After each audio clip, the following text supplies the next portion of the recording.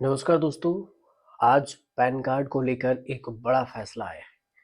कई सारे फैसले हुए हैं केंद्रीय मंत्रिमंडल की बैठक में, लेकिन उसमें जो सबसे ज़्यादा इम्पोर्टेंट फैसला है वो है पैन कार्ड को लेकर।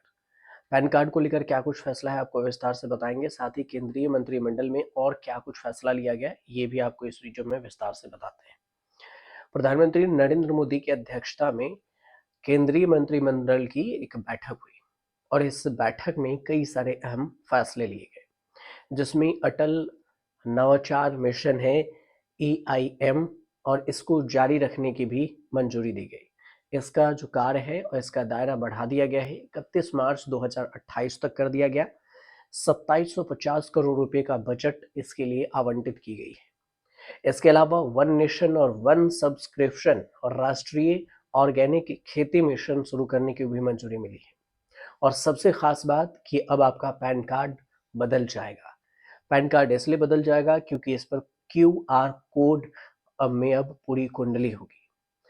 आपको विस्तार से बताएंगे, लेकिन इससे पहले आपको बता दें कि प्रधानमंत्री मोदी के जो अध्यक्षता में आर्थिक मामलों के मंत्रिमंडल समिति की जो बैठक हुई, उसमें पैन 2.0 परियोजना को मंजूरी दी गई। इसमें पंजीकृत जो भी रजिस्टर्ड हैं सेवाएं हैं, उसमें प्रौद्योगिकी आधार पर परिवर्तन होना है और पैन 2.0 परियोजना में 1435 करोड़ रुपए का खर्च आएगा।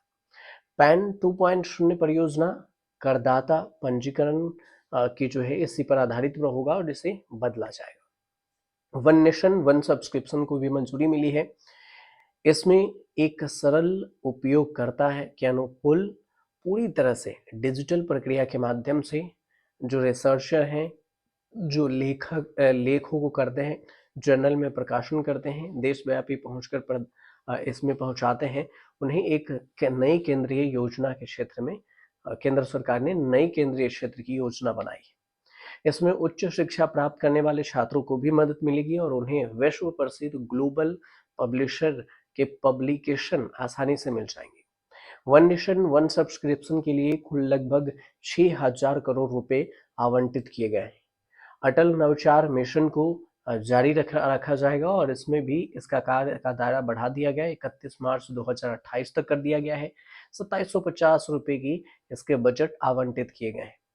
इनोवेशन के साथ साथ सरकार ने ऊर्जा क्षेत्र में भी कई सारे बड़े निवेश किए हैं, जिसमें कई हाइड्रो प्रोजेक्ट भी शामिल हैं। बात कर लेते हैं पैन कार्ड को लेकर।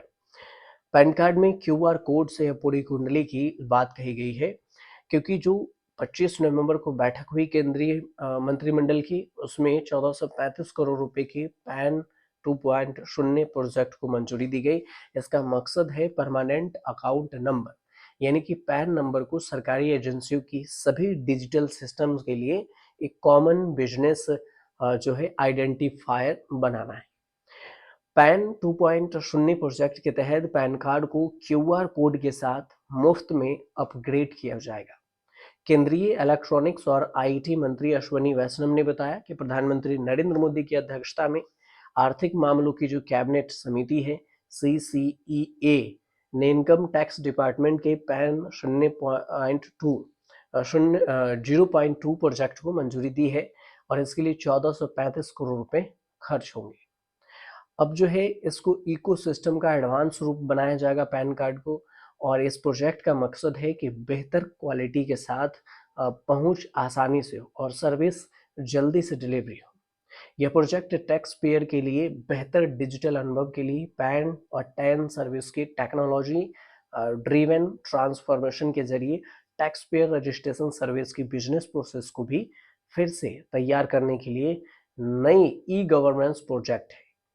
बयान ये भी दिया गया है कि यह मौजूदा पैन और टैन 1.0 इकोसिस्टम और एडवांस रूप होगा इसका। देश में फिलहाल लगभग 78 करोड़ पैन कार्ड जारी किए गए हैं। इसमें से 98% पैन इंडिविजुअल लेवल पर जारी किए गए।